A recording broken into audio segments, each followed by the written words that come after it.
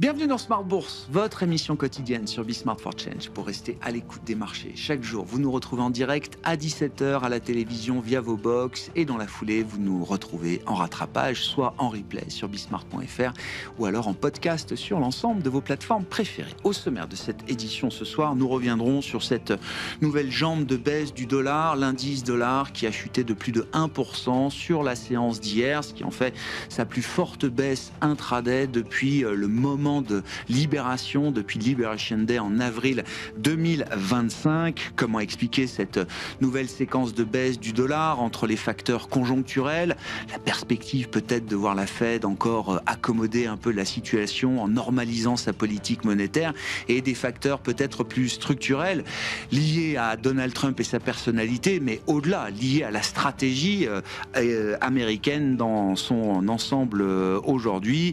C'est un vaste débat qui n'est pas nouveau, mais que nous remettrons évidemment à la une aujourd'hui, avec cette baisse marquée hier de l'indice dollar. Le dollar qui tente de se stabiliser aujourd'hui. Alexis Mathieu vous apportera un peu plus d'informations et de détails sur la séance en cours et ses mouvements, notamment autour du dollar. Séance marquée par les résultats microéconomiques, et autant dire que on reporte un peu plus loin encore la question de la rentabilité des investissements dans l'IA et dans la tech en général. On avait eu la communication de TSMC, de SK Hynix en Corée du Sud, et désormais ASML avec des prises de commandes spectaculaires au quatrième trimestre qui rassurent ceux qui étaient inquiets, en tout cas de voir ces investissements dans l'IA commencer à fléchir. La question de la rentabilité de ces investissements se pose toujours, mais reportée peut-être à quelques temps un peu plus lointains. ASML, donc la star du jour en Europe. À l'inverse, le secteur du luxe, qui avait rebondi en fin d'année dernière, se retrouve à nouveau sous pression avec les résultats de LVMH qui sont particulièrement sanctionnés. C'est encore compliqué dans la mode et maroquinerie, compliqué dans les vins et spiritueux, mais on note quand même des améliorations notables dans la partie haute joaillerie ou encore dans la distribution sélective, avec une bonne performance de Sephora. Malgré cela, la sanction est particulièrement sévère. Là aussi, Alexis Mathieu vous donnera plus de détails sur ces réactions de marché après les résultats de ces principales entreprises européennes. Ce soir, c'est la tech américaine évidemment qui entre en piste avec Microsoft ou encore Meta par exemple. Voilà pour les sujets qui animent cette séance et qui animeront notre discussion dans un instant. Et puis dans le dernier quart d'heure de Smart Bourse, nous nous focaliserons sur les opérations boursières de 2025, la thématique M&A bien sûr qui a été assez peu présente sur le plan boursier, en tout cas au cours de l'année 2025 en France. Nous ferons le bilan, l'état des lieux et les perspectives en matière d'opérations publiques, d'offres publiques, avec les équipes de la banque Alantra, et c'est un des associés gérants, Olivier Guignon, qui sera notre invité en plateau dans ce dernier quart d'heure de Smart Bourse.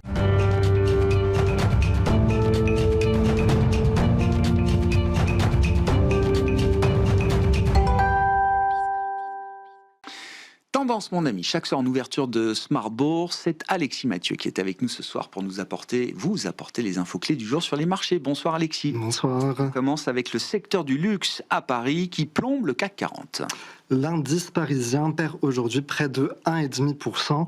En cause, la chute du titre de LVMH qui a publié hier après la clôture des marchés.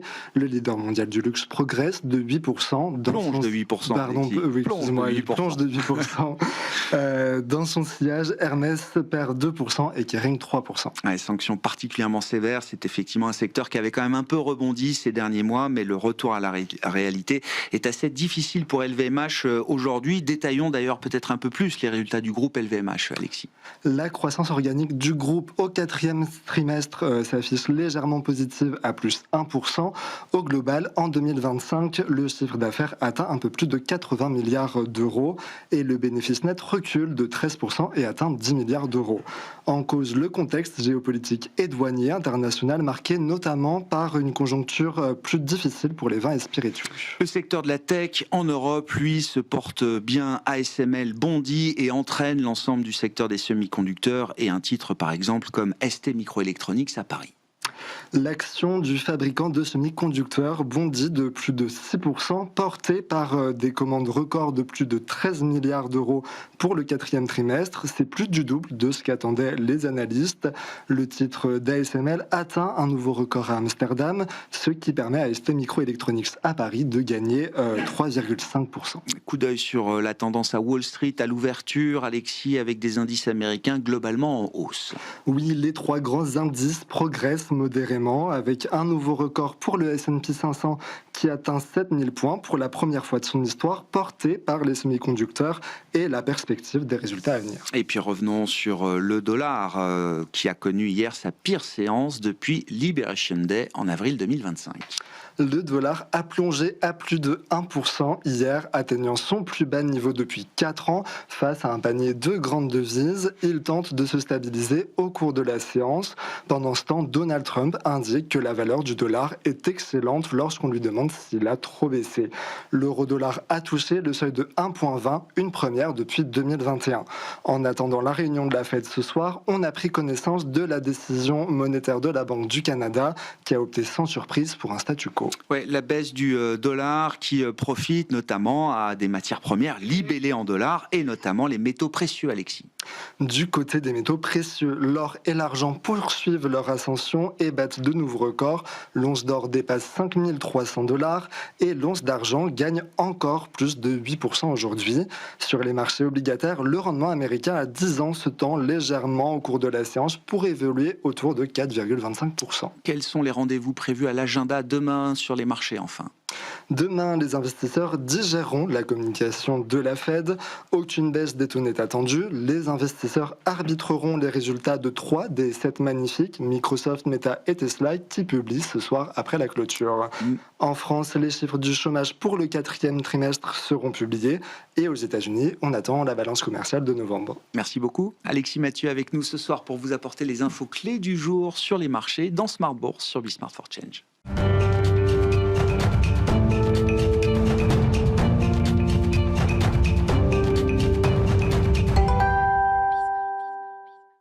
Trois invités avec nous chaque soir pour décrypter les mouvements de la planète marché. Véronique Riche-Flores nous accompagne, économiste et présidente de RF Research, cofondatrice également de Caleis 360. Bonsoir Véronique. Bonsoir. Mabrouk Chetouane est avec nous, le responsable de la stratégie de marché de Natixis IM. Bonsoir Mabrouk. Bonsoir Grégoire. Et Cyriaque Dayan nous accompagne également, gérant diversifié chez Sanso Longchamp Asset Management. Bonsoir Cyriaque. Bonsoir. Bon, visiblement Véronique, il était urgent hier pour certains investisseurs ou spéculateurs de se délester encore un peu plus du dollar. Une baisse de plus de 1% pour le dollar face aux grandes devises. Ça nous ramène un peu dans la séquence Liberation Day. Est-ce qu'il y a un parallèle à faire ?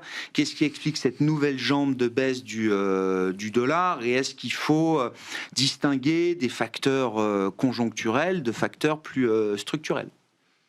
Alors, il y a peut-être un parallèle effectivement à faire, c'est-à-dire que les marchés d'échange et le dollar n'apprécient pas du tout quand les États-Unis se mettent en guerre contre le reste du monde. En réalité, c'était le message du Liberation Day et c'est quand même un peu le message de ces derniers jours, notamment depuis Davos.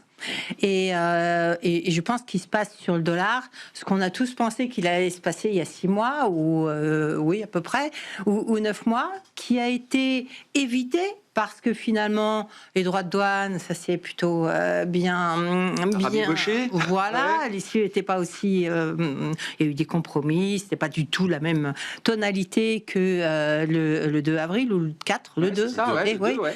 Et, premièrement, deuxièmement, l'économie américaine. Rappelez-vous, en début d'été, etc., il y avait beaucoup d'inquiétudes, on parlait même de récession. Finalement, l'économie américaine se porte très bien. Il y a des gains de productivité. En général, les gains de productivité, c'est quand même plutôt favorable à une devise. Et puis une Fed qui baissait ses taux de manière extrêmement graduelle, plutôt inférieure aux attentes des marchés. Aujourd'hui, on revient à quoi ? Donc ça a plutôt porté le dollar de manière un peu surprenante. Moi, à la fin de l'année, j'avais plutôt la question qui consistait à dire pourquoi tout le monde s'est trompé sur le dollar, finalement il a bien tenu. Oui, il a bien tenu, sauf qu'effectivement, fondamentalement, ce que nous raconte Donald Trump, enfin d'abord sa stratégie à l'égard du du reste du monde, qui est quand même celle d'un conflit, ou de multiples conflits d'ailleurs, qui provoque des contre-réactions. Et je pense que la contre-réaction européenne, enfin, même si, bon, voilà, on pourrait avoir... On pourra en discuter. Néanmoins, ça, c'est quand même, à mon avis, un changement. On a des voix, on a quand même des investisseurs européens qui ont laissé entendre qu'effectivement, ils pourraient se délester d'un certain nombre d'actifs. C'est plus une tension à sens unique, c'est plus une conflictualité à sens unique. Exactement. Et je pense qu'effectivement, les nouvelles salves de Donald Trump à l'égard du reste du monde fragilisent in fine le marché américain et les perspectives américaines. D'ailleurs, on a bien vu, c'était après Davos, je crois. Peut-être que je confonds et peut-être confusion parce qu'il y a beaucoup de choses en même temps, mais la réaction du marché américain avait été négative. Beaucoup plus négative, me semble-t-il, de mémoire, que la réaction des marchés européens ou du reste du monde. C'est la journée du 20 janvier qui a été une journée particulièrement compliquée, effectivement. Et dans l'ordre, l'Asie et l'Europe ont bien mieux tenu que les actifs américains. Donc il y a cet aspect-là. Et puis il y a cette menace permanente de mettre la main sur la politique monétaire et de désigner un président, qu'on finira peut-être par connaître, un nouveau président en remplacement de Jérôme Powell, qui serait un président fantoche. Et ça fait bougrement peur, effectivement, au marché et en tout premier lieu aux détenteurs de dollars, de devises américaines. Donc je pense qu'effectivement, on est à un moment clé où soit Donald Trump continue parce qu'il est en campagne et continue à faire la guerre au monde entier, à créer de l'incertitude et à s'imposer à tous les niveaux, y compris au niveau potentiellement monétaire, en nommant quelqu'un qui ne convainc pas le marché, soit il s'agit parce qu'il prend conscience que finalement il y a aussi des dégâts côté américain à cette stratégie, et dans ce cas le dollar ne baissera pas beaucoup, mais je pense que le risque aujourd'hui est quand même assez important. Pour l'instant, ça apporte plus d'effets positifs que négatifs aux États-Unis. Il n'y a pas plus d'inflation parce que le dollar a baissé. Il y a peut-être un problème d'inflation, mais c'est pas beaucoup d'inflation importée. Il y a, comme vous dites, ces gains de productivité. Il y a peut-être aussi l'idée de retrouver un peu de compétitivité extérieure aussi à un certain point. Exactement. Je pense que ça correspond. Rappelez-vous, on parlait des accords de Mar-a-Lago, qui n'ont pas eu lieu, mais l'objectif était très clair. C'est quand même de faire dévisser le dollar. Donc je pense que là, Donald Trump nous le dit, d'ailleurs, tout va très bien.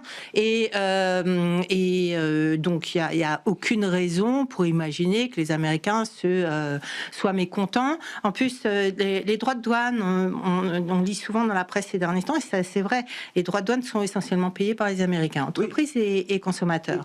Quand on parle de variation de change, quand on parle de taux de change, traditionnellement, les entreprises prennent beaucoup plus sur leur marge quand le taux de change est au milieu du gué. Et donc, effectivement, il n'y a pas de risque inflationniste. Alors, il faudrait, si le dollar dévisse de 20%, on en reparlera. Mais à ce stade, je pense que c'est un gagnant-gagnant pour l'économie américaine et les perspectives américaines. Ouais. Donc ça n'abîme pas les perspectives macro, certainement pas pour les États-Unis. Sur les raisons, est-ce qu'il y a des nouvelles raisons à la baisse du dollar? Est-ce que la perspective quand même d'un différentiel de taux, enfin de quelques baisses de taux supplémentaires de la Fed, est-ce que ça peut jouer? Est-ce que c'est des raisons plus profondes, plus structurelles, Mabrouk, et quels impacts ou quelles conséquences sur la macro, sur les marchés?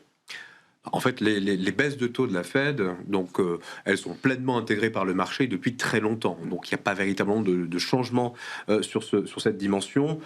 Le marché voit à peu près 2 baisses de taux, tout le monde discute du timing, mais c'est seulement finalement ce paramètre qui intervient. Donc la partie différentielle de taux d'intérêt impact sur le taux de change, a priori c'est pas ça qui joue.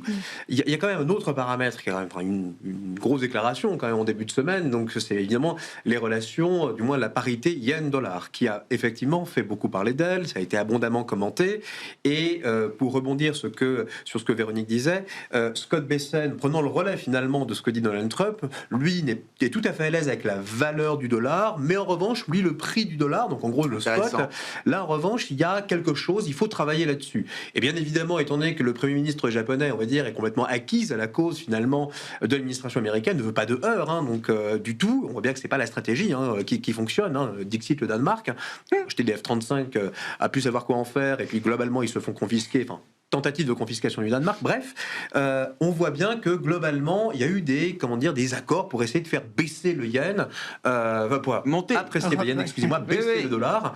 Et donc tout ceci, effectivement, alimente le cosme d'intervention, encore une fois, bilatérale entre banques centrales.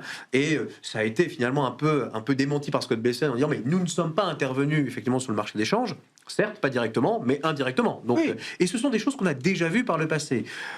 Les Japonais sont bien conscients que l'intervention directe ne marche pas, donc c'est abondamment commenté par la littérature académique par ailleurs. Donc ils ont compris qu'il fallait effectivement faire quelque chose pour contenir et satisfaire finalement les Américains. Et donc ça laisse effectivement ouvert le boulevard finalement, ça ouvre un boulevard pour voir l'administration américaine négocier toujours de manière bilatérale la même technique, la même finalement approche transactionnelle. Donc là c'est avec la Corée du Sud par exemple. Avec la Corée il y a du Sud, une égo particulière à mener sur le plan monétaire avec la Corée du Sud puisqu'ils se sont repris une vague de tarifs là. Oui, alors ça on ne sait pas d'où ça vient. On s'est réveillé un matin. Oui, très bien. Mais quel est le narratif Non. Mais voilà. Ils respectent pas le contrat. Oui, très bien. Voilà. Ils ont mis trop longtemps à le signer. Oui. Non, c'est ça. Premièrement, mais souvenez-vous de Taïwan, qui était un des premiers pays aussi, à signer finalement un accord commercial. Qu'est-ce qu'il y avait dans cet accord? Il y avait également, en fait, à un moment donné, vous devez vous débrouiller, ou on va se débrouiller ensemble, on va vous tordre le bras pour que votre devise, effectivement, s'apprécie contre le dollar. Donc il y a toujours eu ça en toile de fond. Et Donald Trump fait une erreur d'analyse fondamentale, qui est que, fondamentalement, l'économie américaine est une économie fermée, il ne faut pas l'oublier, il faut le rappeler, et globalement, baisser le taux de change ne permettra pas, finalement, de gagner en compétitivité de manière significative. C'est pas là-dessus que ça se joue. Donc globalement, c'est pas le cœur du problème. Lui, ce qu'il aimerait, c'est voir les taux baisser. C'est ça. Et pour l'instant, il se satisfait d'une baisse du dollar. Mais je crois que le vrai combat, ça reste quand même la baisse des taux. La baisse des taux. Et là, on voit bien que il y a c'est pas gagné. Il n'arrive pas. On en parlait avant le début de l'émission. Le nom du futur chairman de la Fed ne parvient pas finalement à être. Ça fait des mois qu'il nous dit dans les prochaines semaines. La gestation est longue entre guillemets. Et on voit bien que et c'est là où c'est un peu rassurant quelque part. Il existe finalement des contre-pouvoirs. Les personnes qui vont être potentiellement nommées par Trump prennent la tâche très au sérieux. On voit bien que même la Cour suprême, là aussi sur les tarifs, tarde à se prononcer. On essaie de trouver un compromis. Il ne faut pas froisser bien sûr l'exécutif, mais il ne faut pas non plus froisser le Parlement. Donc il ne faut pas non plus faire n'importe quoi. Donc on sent que quelque part, ce qui gêne les investisseurs aujourd'hui, c'est de se dire il n'y a pas de visibilité politique aux États-Unis. Ça part dans tous les sens. Et effectivement, le dommage collatéral, c'est le dollar. Alors, bien évidemment, on l'a vu, pour reprendre un peu les éléments de Véronique, ce qui a expliqué, à mon sens, la stabilité du dollar après, effectivement, Liberation Day en deuxième partie d'année, exactement, c'est tout simplement la solidité de la croissance américaine. Ah oui. On était trop bas, effectivement, trop fort en début d'année, on corrige parce qu'on ne comprend plus rien à la politique américaine, et puis on se rend compte, finalement, que tout va bien, les choses, finalement, vont avancer de manière assez claire. Et donc, là, évidemment, ça stabilise la devise. Là, de nouveau, on repart sur un cosme où, globalement, c'est n'importe quoi, plus personne ne comprend rien, finalement, à la politique américaine. Et s'il y a une leçon finalement à retenir, et que je pense les Européens ont retenu, c'est que la Chine nous a montré effectivement comment il fallait réagir avec Donald Trump. Même pas peur, vas-y, essaye. Et donc, globalement, ah non, mais ils avaient les moyens. Non, mais j'entends. Ils avaient les moyens de réagir, ça c'est vrai. Mais l'Europe, finalement, a emboîté le pas en disant, on a un peu moins peur. Donc du coup, effectivement, on a aujourd'hui des moyens de rétorsion, si je puis dire, qu'il faut encore mobiliser, il faut se mettre d'accord, etc. C'est compliqué. L'Europe ou quelques pays...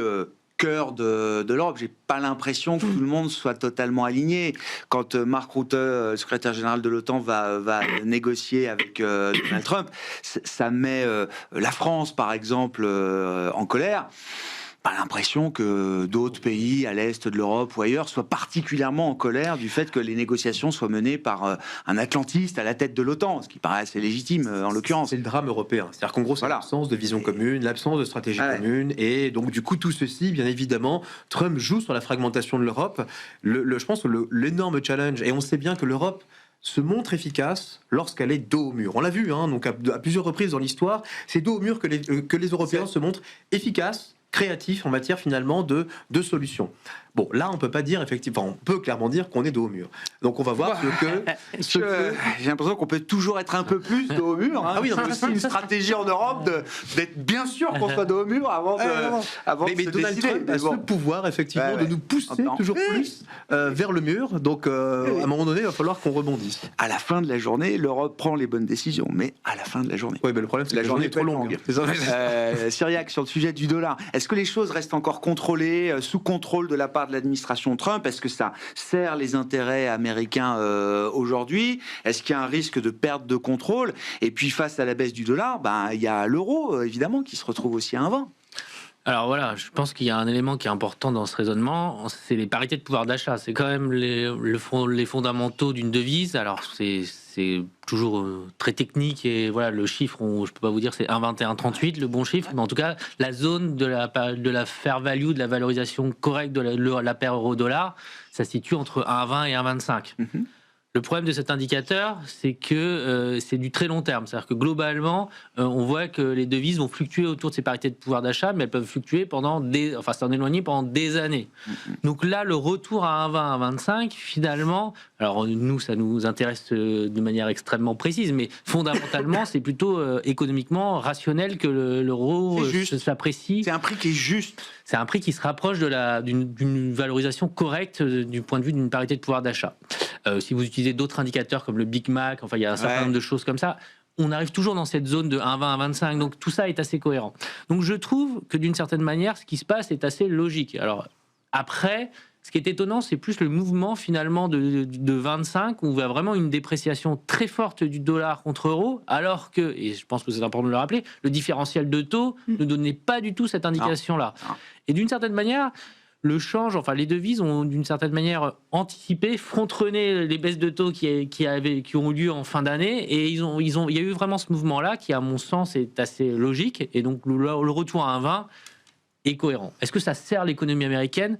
Comme Mabrouk l'a dit, l'économie américaine, c'est une économie qui est très fermée, donc elle serait beaucoup plus intéressée par des baisses de taux. Et paradoxalement, j'aurais quasiment envie de dire que ça dessert l'économie américaine par le fait que les matières premières, comme vous l'avez cité, sont en train de se renchérir. Alors la hausse de l'or ou de l'argent est pas très anecdotique. Par contre, le pétrole qui prend 7-10%, et bon, on n'est pas à l'abri d'avoir un problème géopolitique, en tout cas un sujet géopolitique avec l'Iran, et on peut anticiper dans ces cas-là une hausse encore. Voilà ce que nous dit Donald Trump. Exactement. Et donc tout ça, de mon point de vue, le dollar, ça peut pas être particulièrement, enfin c'est pas négatif ni positif pour l'économie américaine. Donc d'une certaine manière, Donald Trump se trompe de combat. Par contre, revoir le dollar à 1,20, ça pas fondamentalement, c'est pas inefficient ou inefficace d'un point de vue économique. Ouais. Enfin, il se trompe de combat. Il a toujours l'objectif d'avoir des taux beaucoup plus bas. Mais on revient toujours à comment trouver la bonne personne qui reste suffisamment crédible à la tête de la Fed et en même temps qui puisse avoir une inclinaison à suivre un peu plus les conseils de Trump que d'autres, quoi. Alors là-dessus, chacun a son avis. Je considère, de mon point de vue, que la Fed est une structure beaucoup plus viable que ce qu'on peut croire. Et quand vous un système solide. C'est un système très solide. En fait, il faut avoir en tête qu'on se focalise sur Powell, mais Powell, c'est un membre du board qui vote les décisions. Sa voix ne vaut pas plus qu'un autre. Il faut avoir en tête que le FOMC, c'est 7 personnes, qu'en plus, il y a 5 présidents des banques régionales qui ont été renommés en plus en fin d'année. En anticipation, pour éviter trop de pollution politique. Donald Trump peut nommer, j'ai envie de dire, il peut nommer, il peut bien nommer qui il veut. Fondamentalement, je ne pense pas que le board de la Fed va changer du tout au tout parce que le nouveau président de la Fed. Et je rajouterais quand même qu'il y a aussi... le président de la Fed, il est nommé pour 4 ans, il peut être renouvelé deux fois.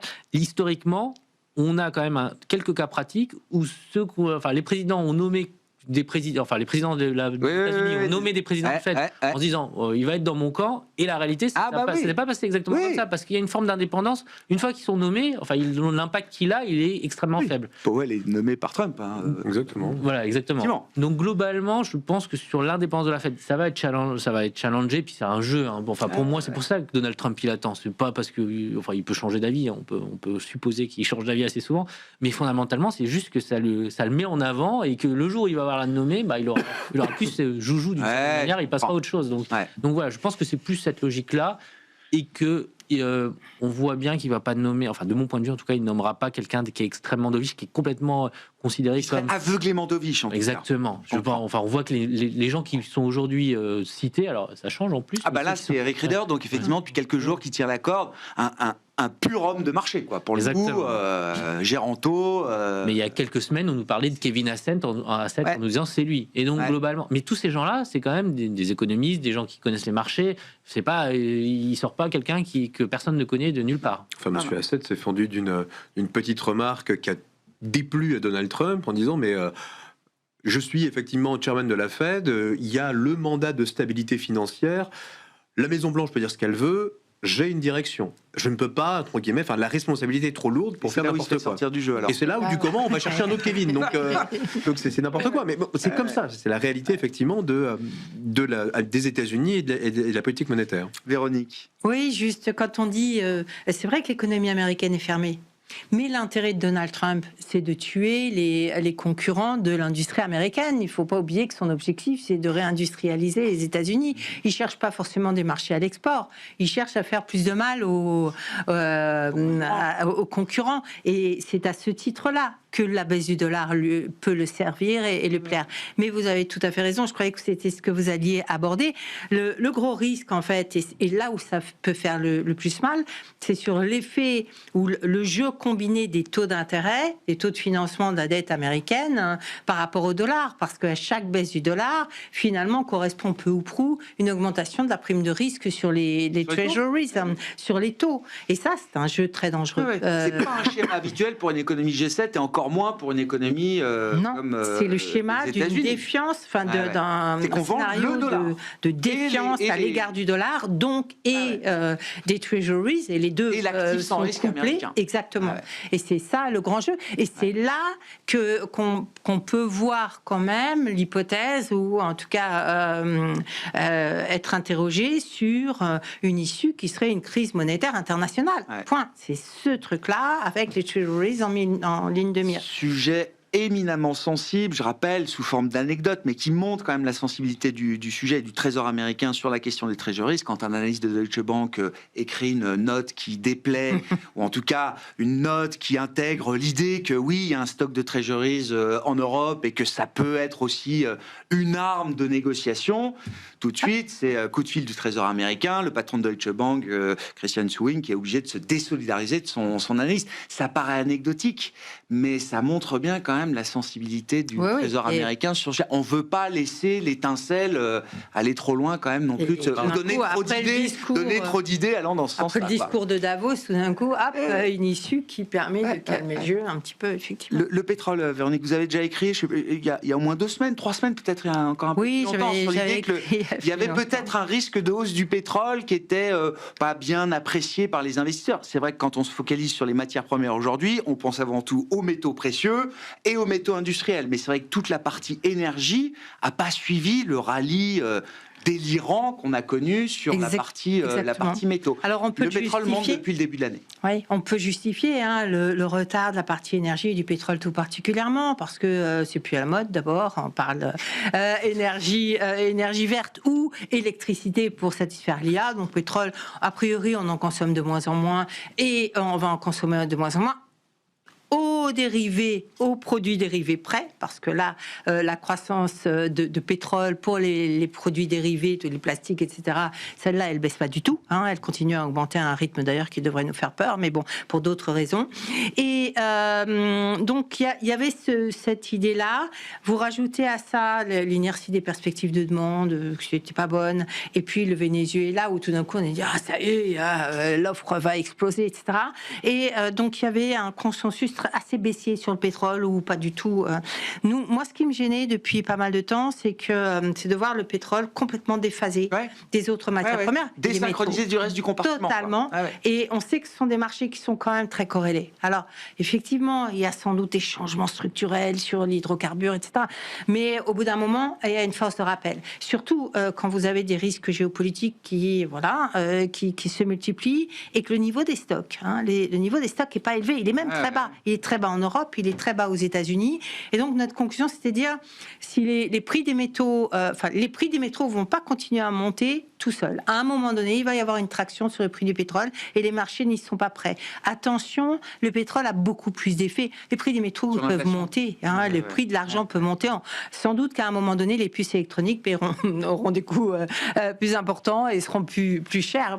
Mais avant que tout ceci n'arrive dans le circuit de la mesure de l'inflation, il se passe du temps et les marchés ils sont assez inertes. Quand on parle pétrole, on parle plus du tout de la même chose.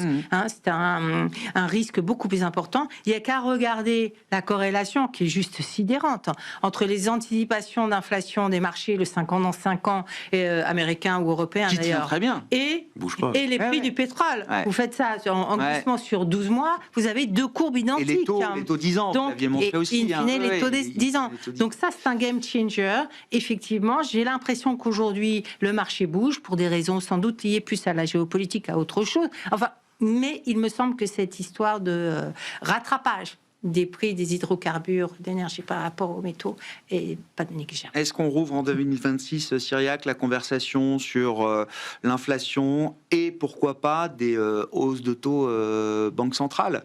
Alors, est-ce que la Fed a encore un peu de place pour finir de normaliser ? Mais est-ce que derrière ça, c'est la fin du cycle global de baisse de taux et le début d'une nouvelle conversation pour certaines banques centrales ? Alors, j'exclurai la BOJ, donc la Banque centrale japonaise, de ce raisonnement. Mais pour les autres, oui, la Fed est un peu dans la queue de distribution. Ça va être la dernière grande banque centrale, avec la Banque centrale anglaise, quand même, il faut le dire, qui vont baisser leurs taux. J'ai pas le sentiment, en tout cas, qu'aujourd'hui, même du côté de la BCE, alors certes, si on écoute les Allemands, ils sont déjà en train de nous parler des hausses de taux, mais si on regarde globalement, moi j'ai le sentiment qu'aujourd'hui, en fait, la majorité des banquiers centraux sont à l'aise avec leur niveau de taux, en fait, tout simplement. Et on voit, si on prend le cas de la zone euro, qui nous intéresse particulièrement, on a une inflation qui est autour de 2%. On a une activité économique qui est plutôt bien orientée pour la zone euro, faut toujours se le rappeler, par rapport à notre croissance potentielle. À la hauteur de notre potentiel, voilà. Exactement. Il y a des facteurs un peu favorables qui pourraient être le plan de relance allemand, mais là aussi, le track record des Allemands dans leur capacité à implémenter leur plan de relance est assez contestable et contesté. Mais voilà, globalement, les banquiers centraux de la zone euro ont plutôt fait un bon boulot. Même avec l'eurodoll à 1,20, même si ça dérapait un peu dans ce sens-là. Il faut que ça dérape beaucoup. La barre est haute. Je trouve que si c'est juste le canal de la devise, la barre est haute quand même pour faire bouger la Banque centrale européenne. Si on européenne. monte à 1,30, 1,35, je pense qu'on pourrait se poser la question. C'est quelque chose. Mais globalement, à 1,20, on voit que les transmissions, en fait, c'est assez intéressant. Si on regarde l'inflation, que ce soit en zone euro ou aux États-Unis, les facteurs qu'on aurait pu considérer classiques, en particulier ces tarifs douaniers, on s'est tous dit ça va générer de l'inflation. Sur les CPI américains, il n'y a pas eu. L'euro-dollar a pris 12 figures en 2025. La transmission, elle n'a pas été aussi forte. Alors après, je sais que les économistes qui sont autour de cette table vont dire que ça prend du temps, etc. Mais globalement, la transmission, elle n'est pas aussi mécanique que ça. Et j'ai le sentiment, en tout cas, pour répondre à votre question, que oui, la Fed et la Banque centrale anglaise vont baisser leurs taux, mais que les autres banquiers centraux sont plutôt aujourd'hui à attendre et à considérer qu'ils ont plutôt fait un bon boulot, ce qui n'est pas faux, parce que globalement, la croissance mondiale, elle a quand même tenu en 24, 25 et certainement en 26, dans un environnement qui n'était pas si évident que ça. Pourquoi elle tient cette croissance mondiale, Mabrouk ? Parce qu'elle change de nature. C'est plus on quitte un monde très tourné vers le consommateur, la consommation, pour un monde beaucoup plus tourné vers l'investissement, la production. Ça change la nature de la croissance. Ça permet cette résilience justement de la croissance dans un monde pourtant sous tension, frictionnel, multipolaire, etc. En fait, quels sont les moteurs de la croissance mondiale ? C'est toujours les mêmes coupables, États-Unis, Chine, et dans une moindre mesure, on va dire la zone euro. Encore une fois, je suis beaucoup plus aussi circonspect sur l'impact du plan de relance. N'oublions pas juste, c'est un choc d'offres. Donc un choc d'offres, mécaniquement, ça prend plus de temps. C'est pas en fait une injection via un choc de demande. Non. Donc, non, mais du coup, de tous ceux qui sont en train effectivement d'appeler, et vous regardez juste les indicateurs qui sont publiés par la Bundesbank, c'était pas bon. Choc d'investissement. Oui, mais c'est un choc d'investissement, d'accord, dont les effets seront visibles sur longue période, une longue période à l'échelle des marchés, donc 12, 24 mois. Ça, c'est le premier point. Donc, c'est quoi, en fait, le moteur de cette croissance économique mondiale ? C'est les États-Unis. Donc, effectivement, on a un choc d'investissement, ça a été dit. Mais encore une fois, la consommation tient. Elle n'a pas cessé d'augmenter en contribution. Ça reste quand même un moteur. Le moteur de la consommation n'a pas disparu comme ça parce qu'on investit dans l'IA. Mais c'est le moteur. Encore une fois, il faut reprendre les chiffres. Même si on a des centaines de milliards qui ont été investis dans l'IA juste au titre de l'année 2025, c'est vrai qu'il est très impressionnant. Mais c'est pas ça le cœur de la croissance américaine. Il faut encore juste regarder, c'est qui le contributeur numéro 1 ? La consommation des ménages, qui n'a cessé finalement de se redresser en contribution sur 2025. il n'y a pas de raison de penser que finalement ça va se réduire par ailleurs. On a un policy mix et encore une fois, je pense que l'exceptionnalisme américain, il se situe ici. Trouvez-moi un seul pays parmi le G7 qui a à la fois une politique monétaire expansionniste et une politique budgétaire expansionniste pour 2026. Il n'y en a pas. Donc c'est encore une fois les États-Unis. Les Anglais, par exemple, eux, ils vont avoir une politique budgétaire plutôt de consolidation. On voit bien qu'effectivement, il y a des économies encore qui vont être faites. Besoin de regagner un peu de crédibilité budgétaire. Voilà, avant de pouvoir entamer leur plan de regain de productivité, puisque c'était la promesse qui a été faite. La BE va baisser ses taux, mais ça constitue un policy mix. Le Japon, c'est encore un cas particulier. En Europe, consolidation fiscale, finalement un peu partout, ou du moins pas d'expansion budgétaire, sauf en Allemagne. Pas en France, hein, donc... non, mais d'accord, voilà. mais la France n'est pas que l'Europe, enfin, l'Europe n'est pas que la France. D'accord, c'est 20% du PIB, et vous savez globalement... Il y a encore des reliquats de Next Gen EU à consommer, mais d'accord, il y a quand même encore c'est déjà, entre guillemets, dans les prix, entre guillemets, il n'y a aucune, finalement, surprise. Oui. Et la BCE, qui est finalement à l'aise avec son 2%. Là encore, finalement, on sait bien que quand on fait un peu de projection d'inflation, on va avoir une inflation qui va se situer en dessous de 2% sur à peu près le premier semestre, avant de regagner tranquillement la cible. On ne sait pas quelle data regarde Madame Schnabel, mais c'est un peu problématique. Mais donc du coup, on voit fondamentalement, et la Chine demande toujours finalement relativement faible, croissance par les exportations, puisqu'encore une fois, ce qu'on ne dit pas, c'est qu'à qui profitait le crime des tarifs douaniers, c'est à la Chine, qui a tout simplement en fait diversifié ses partenaires commerciaux. Qui n'a jamais autant exporté. Qui n'a jamais autant exporté. Que de toute son histoire. Exactement, et notamment sur les pays satellites, entre guillemets, d'Asie émergente. Donc, fondamentalement, est-ce que ça a changé? Non. En fait, c'est toujours les mêmes coupables. D'accord. Croissance chinoise fondée sur les exports. La demande interne est toujours, entre guillemets, le parent pauvre, finalement, de la stratégie chinoise. Et les Américains, c'est toujours le même principe. On va effectivement avoir plein de soutien à la consommation.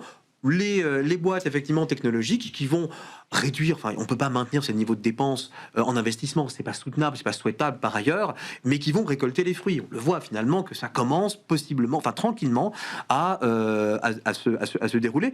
Et la thématique de la bulle, il faut l'évacuer. Trump a besoin d'un marché économique, enfin des marchés de capitaux sains et qui tiennent. Donc globalement, nous, on n'est pas en train de se dire finalement que cette croissance mondiale a changé de visage ou changé de moteur. C'est toujours les mêmes et ça va continuer. Non, mais la partie investissement apporte quand même un petit plus par rapport à des modèles tournés vers la concentration ou très concentrés sur la d'asseoir le potentiel de croissance. Et ce qu'avait fait Joe Biden, encore une fois, Joe Biden, reprenons en fait, à un moment donné, il a dit très bien, on va utiliser le budget pour encourager les entreprises à investir, d'accord, sur le territoire. Et qu'est-ce qu'on a vu avec des taux de la Fed qui étaient à 5,5 à l'époque, une contribution de l'investissement qui était juste stratosphérique. C'est pas normal et tout simplement, encore une fois, crédit d'impôt, tout ce qu'on veut, incitation budgétaire à investir.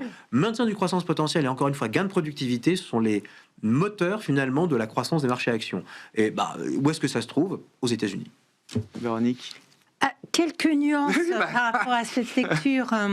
Je pense qu'il y a quand même de réels changements. Que la reprise de l'investissement, le fameux thème des CAPEX, est indiscutablement un thème majeur, central. Mais ce ne sont pas les mêmes CAPEX que ce qu'on a fait pendant 50 ans précédents. Et que ces CAPEX-là, pour l'instant, ils génèrent beaucoup moins d'emplois. Ils finiront par en générer dans certains secteurs. Mais la grande menace, c'est quand même qu'ils viennent détruire de l'emploi avec l'effet de l'IA sur l'économie. Et du coup, ça nous donne un truc très particulier. En particulier, et notamment, moi je trouve que dans ces derniers temps, et c'est peut-être une question européenne avant tout, mais ce qui manque dans la croissance, on a de l'investissement, on voit bien que ça frémit un tout petit peu au niveau des échanges internationaux, mais très peu. Et quand on regarde tous les indicateurs européens, même en France, par exemple, prenons l'enquête INSEE, les données de production qui sont dans l'industrie, attention, qui sont quand même très encourageantes. Et derrière ça, il n'y a pas d'export. Les commandes à l'export sont flat, ça bouge pas. Et ça, c'est un changement majeur. C'est-à-dire qu'on a une espèce de croissance endogène. Et c'est lié sans doute à la typologie des investissements, défense et énergie et un peu d'infrastructure. Ça rend la croissance plus résiliente. Ça rend la croissance moins vulnérable, plus, me semble-t-il, plus endogène, moins dynamique au niveau international. Et ça, je trouve que c'est un peu tôt pour en tirer des conclusions, mais je trouve que ça marque vraiment la conjoncture ou les retours de la conjoncture de ces derniers mois. Donc, on n'a pas une sauce qui prend partout. La Chine réexporte ou exporte davantage dans le reste de l'Asie, mais il n'y a pas de dynamique. Et initialement, rappelons-nous, pendant les 15 ou 20 ans qui ont précédé, on regardait les indicateurs d'export ou d'import chinois pour en déduire les exports allemands et puis la conjoncture européenne. Enfin, je caricature un peu, mais il y a quand même beaucoup de ça. Aujourd'hui, c'est fini. Et ça change complètement la donne. Ça finira peut-être par renaître et se revigorer un peu avec les échanges de CAPEX, parce qu'au bout d'un moment, on est comme tous les économistes. On dit avec tout ça, ça va bien finir par créer des effets un peu plus dynamiques, mais pour l'instant, on ne les voit pas. Et je trouve que cette situation-là interpelle parce qu'elle nous met peut-être sur la piste d'un changement de paradigme particulièrement préoccupant pour l'Europe, pour les perspectives européennes notamment, et allemandes en tout premier lieu. Et c'est sans doute une des raisons pour lesquelles on ne voit pas bien les effets du plan de relance. C'est qu'également, il y a des pertes colossales par ailleurs sur les secteurs traditionnels. Non, mais juste sur l'innovation, tout le monde sait, c'est écrit dans tous les modèles, un choc d'innovation, effectivement, engendre dans un premier temps des destructions d'emplois avant, effectivement, de recréer d'autres emplois. Donc ça, c'est un peu le cours normal de l'histoire, entre guillemets. Il y a a priori, si on est vraiment sur un choc technologique majeur, si c'est vraiment ça, eh bien, on va avoir, et c'est ce qu'on a des annonces, ASML, vous le citez tout à l'heure, qui fait... engendre finalement qui enregistre des commandes absolument records et qui annonce en même temps évidemment des destructions, des suppressions d'emplois. Donc ce sont des choses qui sont dans le cycle de l'innovation. C'est pas parce qu'il faut qu'on reste à la pointe. Il faut que notre modèle de croissance, le mode de production capitaliste, il est fondamentalement basé sur de l'innovation, destruction d'emplois, création. J'invente rien, c'est Schumpeter qui l'a écrit depuis très longtemps. Et fondamentalement, à mon sens, l'absence de dynamisme des exportations, encore une fois, la Chine continue d'asseoir sa stratégie pour une raison et la réoriente sur les pays à très forte demande intérieure. C'est pas pour rien finalement qu'ils exportent en Asie émergente. La demande intérieure est super forte. Et finalement, encore une fois, l'élément central pour n'importe quel investisseur, c'est d'aller identifier ces pays qui ont une forte demande intérieure. L'Espagne en fait partie, c'est l'exception européenne. Il n'y a pas de demande intérieure en France, il n'y a pas de demande intérieure en Allemagne. L'investissement est nulle part, et ça, c'est un peu le drame aujourd'hui en France. Comment peut-on entretenir un potentiel sans investissement? C'est vraiment la difficulté, le challenge. Et là, je rejoins ce que vous dites sur les défis qui attendent l'Europe. Cyriac, comment vous abordez là, cette année, à l'issue de ce premier mois 2026, sur le plan de l'investissement? Où est-ce qu'on est encore confortable? Voilà, les marchés sont tous un peu hauts, que ce soit les marchés actions, en tout cas les indices battent des records au moment où on se parle. Idem pour les marchés de crédit où les spreads sont peut-être au plus bas, en tout cas de ce cycle. Comment on gère dans une gestion diversifiée chez Sansot quand tout est un peu cher, quoi? La première réponse va être la diversification géographique, et c'est peut-être ça la nouveauté de 2026, c'est que l'investissement qui était très focalisé États-Unis pendant des années, et à raison, l'investissement financier j'entends, globalement on voit l'intérêt aujourd'hui à avoir une exposition, une diversification en tout cas sur les actions européennes, sur les actions japonaises.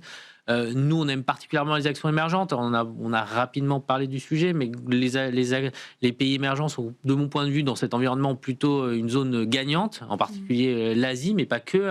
Même le LATAM, Brésil, Chili, ça peut être des choses à regarder. La baisse du dollar, historiquement, est quand même pas une mauvaise chose pour eux. C'est plutôt des pays où il y a une consommation qui est en train de repartir. Et puis, il y a la question de la valorisation, quand même. Ce qu'il faut bien comprendre, c'est que c'est une zone... Si on exclut peut-être la Chine et l'Inde qui sont dans des extrêmes, l'un plutôt cher, l'Inde et la Chine le moins cher, moins cher, il y a un niveau de valorisation qui est attractif, et il y a la vraie différence, et ça n'a pas été cité durant cette conversation, c'est les dynamiques bénéficiaires, c'est les résultats des entreprises, parce qu'on peut tourner les choses dans tous les sens. À la fin, ce qui corrèle le mieux la performance des marchés actions, c'est les résultats des entreprises. La macro, c'est très, je suis un biais global macro, c'est très intéressant, mais à la fin, la meilleure corrélation, c'est les résultats des entreprises. Et les résultats des entreprises, ils sont très bien orientés aux États-Unis, mais pas que. Et c'est peut-être ça la nouveauté. Si on voit en Europe quelque chose qui est en train d'arriver, ça fait des années qu'on n'a pas connu ça, et dans les émergents, les dynamiques bénéficiaires, c'est orienté. On regardait ça en termes de dynamique bénéficiaire, on se rapproche de ce que fait le Nasdaq. Donc on est sur des choses qui sont vraiment, pour le coup, game changer. Donc je trouve que les actions émergentes ont de l'intérêt. Pour le reste, en termes d'exposition sur les actions, on est un peu plus prudent parce que on n'est pas à l'abri d'une annonce de Donald Trump. Alors on a eu un moment avec cette histoire, avec le rapport avec le Danois, et puis peut-être que ça sera l'Iran demain, mais globalement, si j'ai une certitude, c'est que 2026, on aura un pic de stress à un moment donné qui viendra du président américain. Je ne sais pas à quel moment, mais voilà. Donc un peu de prudence sur les actions en se disant bon, on veut un peu finalement de capacité de réinvestissement. Sur le crédit, c'est le même raisonnement. Le crédit est cher aujourd'hui, où que ce soit. Par contre, il y a un portage. Donc avoir une exposition, mais pas être surexposé, ça c'est clairement la conviction qu'on a. Et sur le souverain, on considère, nous, qu'il y a un intérêt aujourd'hui là, sur les obligations souveraines, en particulier en zone euro. Voilà, il y a de l'intérêt pour 2 raisons. Un, vous êtes très bien payé pour le risque que vous prenez. Il faut avoir en tête que le monétaire est à 2, que si vous achetez de l'OAT, vous êtes à 3,40, 3,50. Donc il y a une portification qui est très favorable. Et qu'il y a une logique de protection, de mon point de vue en tout cas. S'il y a un coup de stress, les obligations peuvent aider. Et je terminerai sur le yen. Parce que vous avez cité le Japon, je voulais vous le relancer, mais le cas japonais, oui, ça m'intéresse. Alors, les actions japonaises ont bien progressé depuis le début de l'année, et en termes de valorisation, c'est, on va dire, un peu au-dessus des moyennes historiques. Donc, ça reste une zone où on est neutre, on va dire. Par contre, sur le yen, à tort, mais on a une position à tort en 2025. 2026, c'est plutôt dans le bon sens. On est long yen. Oui. Parce que le yen, j'ai envie de dire, a quasiment tout pour lui. Alors, malheureusement, c'est un raisonnement qu'on pouvait aussi avoir en 2025. Et donc, je modérerai mon approche, mais globalement, le yen a tout pour lui pour être une devise qui a un intérêt dans une construction de portefeuille. Et s'il y a du stress à un moment donné, le yen devrait progresser. Et vous avez quand même, là, on citait les banques centrales, il y a une banque centrale qui monte ses taux parmi le G10, c'est la banque centrale japonaise. Et ça devrait se poursuivre en 2026. Peut-être qu'on y est. Peut-être que le top, le point bas du yen a peut-être été marqué là, au cours des derniers jours, Cyriac, et que 26 sera une année de réappréciation du yen avec ce thème de la reflation japonaise, largement entretenu par la nouvelle première ministre, qui fait face à des élections qu'elle a elle-même déclenchées le 8 février prochain. Je crois que le résultat est attendu par l'ensemble de la planète marché pour comprendre un peu mieux peut-être la stratégie budgétaire qui sortira des urnes, en tout cas sur la composition de la chambre basse du Parlement japonais. Merci beaucoup, merci d'avoir été les invités de Planète Marché ce soir. Cyriac Dayan, Sanso Longchamp Asset Management, Véronique Riche-Flores, présidente de RF Research et Mabrouk Chetouane, Natixis IM.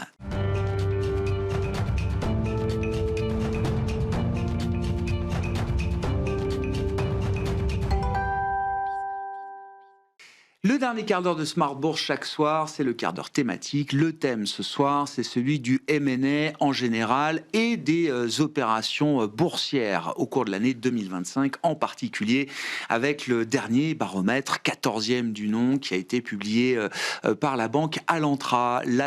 Un des associés gérants de la banque Alantra est à mes côtés en plateau, Olivier Guignon. Bonsoir Olivier. Bonsoir. Merci beaucoup d'être avec nous pour nous apporter effectivement la substance du travail que vous faites depuis des années, qui vise à recenser et à analyser les offres publiques déposées en France. On parle bien sûr de l'année 2025, alors qui restera dans l'histoire, j'imagine, pas forcément pour de bonnes raisons, qui restera dans l'histoire par la faiblesse justement de la dynamique d'OPA et d'offres publiques en général qu'on a pu constater. Tout à fait, c'est sans doute le nombre le plus bas d'OPA jamais enregistré en une année. On a 21 OPA qui ont été annoncés, 19 déposés. Les belles années, c'est plutôt 40. Donc on est passé vraiment par une division par 2. L'année dernière, on était à 30 OPA. L'année d'avant, je veux dire, avant 2025. Et donc on a une baisse de près de 30%. C'est du jamais vu. C'est du jamais vu depuis la création du baromètre il y a 10 ans. Mais même avant, on n'est jamais tombé si bas. Il y a peut-être deux débuts de raisons qu'on pourrait avancer. La première, c'est l'instabilité politique, économique qui rend les investisseurs attentistes, c'est évident. Et puis un renchérissement de la bourse aussi, puisque quand même le CAC 40 et le SBF 120 en 2025 sont appréciés de l'ordre de 10%. Et donc ça a renchéri les valeurs. Et du coup, peut-être le gap que l'on pouvait constater entre le non-coté et le coté, c'est peut-être resserré.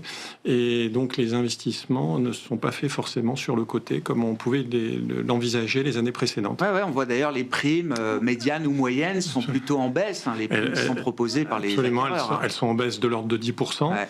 10%, là où le SBF et le CAC 40 font plus 10, donc quelque part une stabilité, quelque part des primes.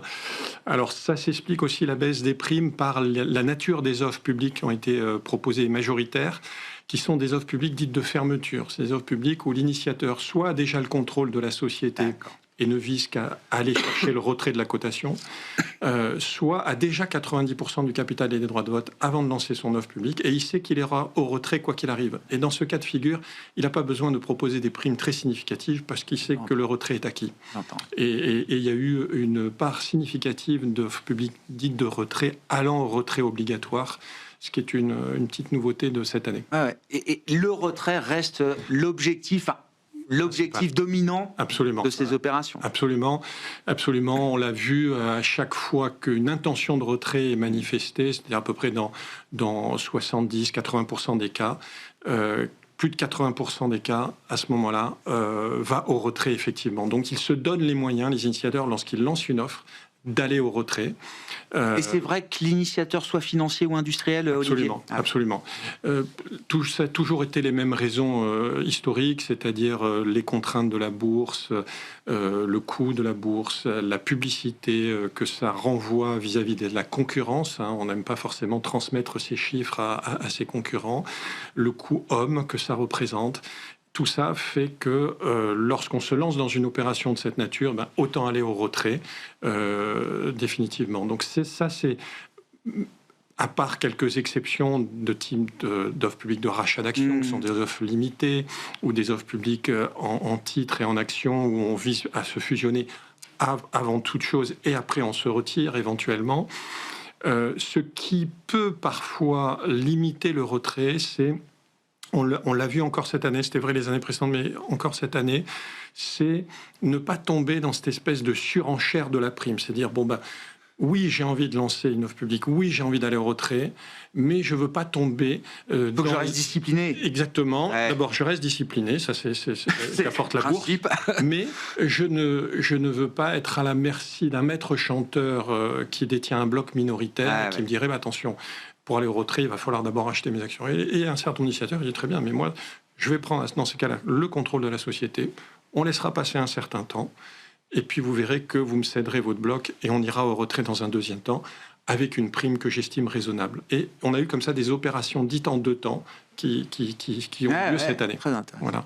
Je reviens sur tous les points négatifs et j'ai cette liste en tête et je l'entends encore régulièrement, tous les points négatifs liés à la cotation. Alors, de l'autre côté quand même de la balance, j'ai envie de dire qu'on n'a pas eu beaucoup d'introductions en bourse, je crois, l'an dernier, 1 ou 2 peut-être seulement sur le marché français.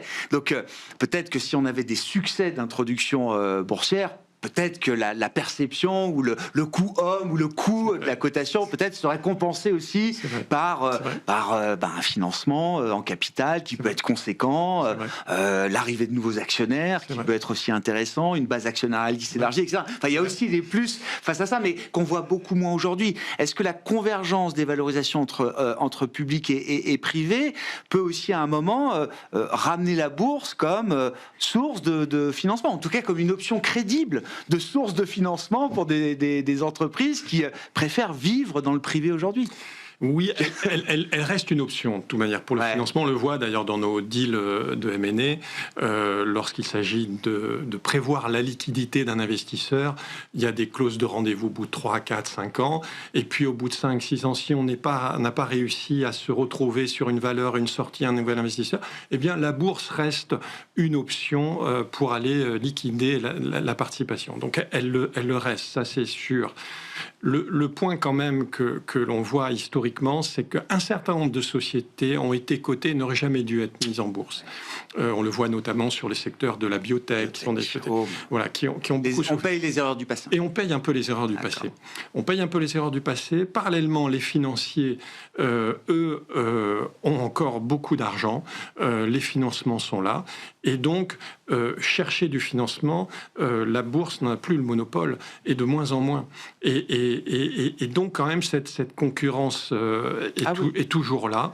Et encore une fois, un certain nombre de sociétés cotées n'auraient pas dû l'être. Ouais. Et donc, ce qui rend cette année, en tout cas, plus difficile l'attractivité de la bourse. On a besoin de totems. Il faut des totems boursiers, des introductions en bourse qui fonctionnent, qui marchent sur la durée et qui puissent embarquer tout le monde. Tout à fait. Les Américains y arrivent sur d'autres ampleurs. On le voit, l'actualité s'en fait les échos. Je reviens au baromètre 2025. Comment se répartit effectivement l'initiation de ces œuvres publiques entre investisseurs, enfin entre financiers et industriels? Est-ce que c'est une proportion qui reste à peu près stable dans le temps, là aussi, Olivier ? Les financiers augmentent régulièrement. Et on arrive presque cette année à une égalité, 50% d'initiateurs qui sont des financiers, 50% des industriels. Donc les financiers augmentent régulièrement. Ça, c'est vraiment une tendance très forte et je dirais très marquée depuis le Covid. Les financiers ont été de plus en plus éduqués à la bourse, ont vu au moment du Covid que les deals ne s'arrêtaient pas sur le boursier puisque la bourse tournait toujours, alors qu'ils étaient allés penser d'abord leur participation privée. Et donc, ils sont allés vraiment sur la bourse ces 5 dernières années. Et ils sont très bien éduqués, ils réagissent très très vite et ils comparent leur cible cotée et leur cible non cotée. Et il y a quand même, dans un certain nombre de cas encore, la bourse, même si elle a été appréciée cette année 2025, des valorisations boursières insuffisante par rapport à des paires non cotées. Et donc, les financiers continuent. Oui, c'est ça. Il y a plus de prime à la liquidité. Il y a une prime à l'illiquidité aujourd'hui. Exactement. La liquidité, normalement, est un actif qui a de la valeur, mais c'est vrai que depuis les financiers arbitrent ça. Voilà, c'est intéressant, d'ailleurs. On voit, est-ce que les tailles des deals augmentent? Parce que je voyais qu'il y a eu un peu plus d'opérations menées sur Euronext plutôt que sur Euronext Growth, qui est généralement réservé à des entreprises de croissance, alors qui ont des croissances beaucoup plus importantes, mais des tailles d'entreprises parfois plus petites aussi. C'est vrai, c'est un des éléments marquants de cette année, alors que les opérations sur Euronext Growth avaient beaucoup cru ces 2-3 dernières années, cette année elles sont en régression. Alors là, on peut voir peut-être deux explications. La première, le renchérissement de ces valeurs moyennes avec le SBF qui s'est apprécié également de 10%. Et ce qui était quand même un atout principal de Euronext Growth, c'est que les valeurs étaient assez bon marché. Donc elles se sont quand même renchéries, ça peut être découragé certains investisseurs. L'attentisme politique économique fait que aussi, lorsqu'on se lance dans un investissement, on se lance peut-être là aussi sur des investissements plus significatifs qui ont été mûrement réfléchis, dont on se dit de toute manière la conjoncture va peut-être pas changer jusqu'aux élections présidentielles, donc c'est pas grave, on y va. Et on le voit sur des deals très emblématiques, Verallia, Neoen, enfin c'est des deals très importants en 2025. Et c'est vrai que Euronext Growth, cette année, en a souffert et est en nette décroissance.